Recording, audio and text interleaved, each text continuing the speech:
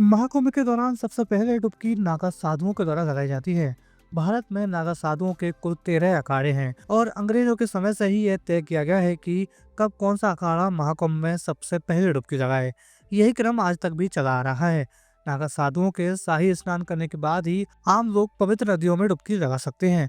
नागा साधुओं को धर्म का रक्षक कहा जाता है और इसलिए उन्हें विशेष सम्मान देने के लिए सबसे पहले शाही स्नान की अनुमति है। ऐसे में सवाल उठता है कि प्रयागराज 2025 के महाकुंभ के दौरान कौन सा अखाड़ा सबसे पहले शाही स्नान करेगा और स्नान के दौरान कौन सबसे पहले पवित्र नदी में प्रवेश करेगा। आइए जानते हैं महाकुंभ के दौरान कौन सा अखाड़ा सबसे पहले शाही स्नान करेगा। इसका निर्णय बरसों पहले हो चुका है।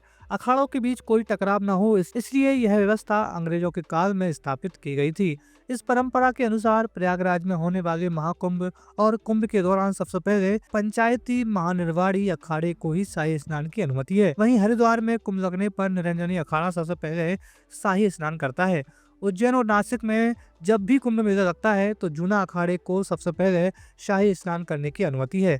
ऐसे में साल 2025 में होने वाले महाकुंभ के दौरान सबसे पहले पंचायती महानिर्वाणी अखाड़े को सबसे पहले शाही स्नान की अनुमति होनी चाहिए। हालांकि कुछ मतभेदों की वजह से इस बार शाही स्नान को लेकर स्थिति स्पष्ट नहीं हो पाई है। महाकुंभ में जो भी अखाड़ा सबसे पहले डुबकी लगाता है उसे अखाड़े के महंत या सर्वोच्च पदासीन संत सबसे पहले पानी में उतरते हैं और अपने अखाड़े के इष्ट देव को सबसे पहले स्नान करवाते हैं। इसके बाद खुद स्नान करते हैं। फिर अखाड़े के अन्य साधु सन्यासी भी पवित्र नदी में स्नान करते हैं।